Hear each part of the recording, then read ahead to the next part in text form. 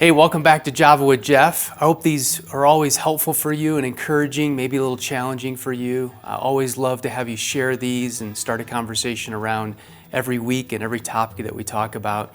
I've got my beverage today and I've got my Bible on my electronic device, and so here we go.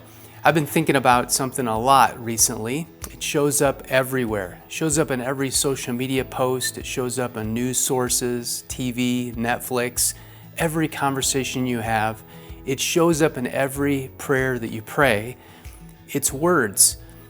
And words are so powerful. It's almost like they're like your nose. It's always there. You forget it's there sometimes. We use words for everything. So I teach a class at Colorado Christian University here in Colorado, and last night we got all of the freshman class together who are taking the public speaking class, which I teach. And some of the upperclassmen debate students presented a number of speeches, and they were amazing.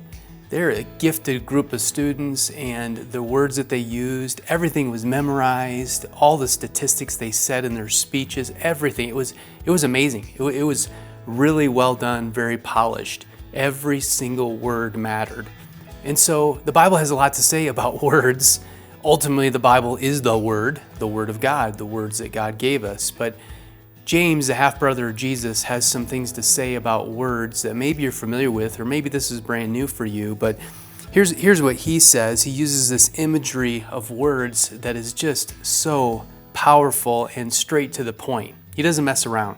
When we put bits into mouths of horses to make them obey us, we can turn the whole animal. Or take ships as an example.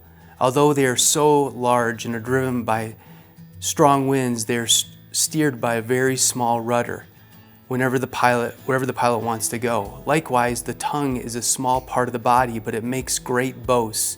Consider what a great forest set on fire by a small spark. The tongue also is a fire, a world of evil among the parts of the body. It corrupts the whole body, sets the whole course of one's life on fire, and it is itself set on fire by hell. Whoa, like the half-brother of James does not mess around, and he's saying that our tongues, our words are so powerful.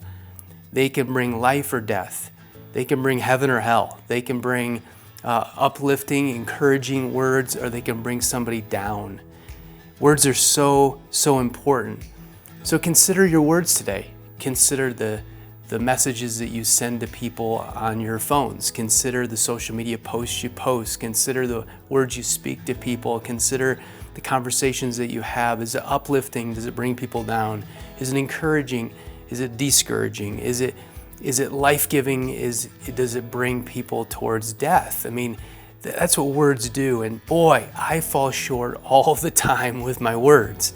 And I use a lot of them throughout the day. I use it with my wife and my kids and my friends and my coworkers, and I post things on social media. And what I've been doing recently is just kind of push and pause. And before I send an email, before I post something, before I have that conversation, I just pray and spend some time with God, using my words in prayer to God and saying, you know what would be life-giving here? What would be helpful here? Do I need to post that? Do I need to share that? Is that going to be helpful? I encourage you to do the same thing this week. Slow down, maybe say a prayer around your conversations and your words and your texts and your emails and your social media posts, just to make sure that they're life-giving, so that we don't inadvertently start a forest fire, or we don't burn something down or hurt somebody. I hope that's encouraging to you. I will continue to work on this myself in my own life, but I hope this is helpful for you as you think about this day and this week. Until next time, we'll see you next week.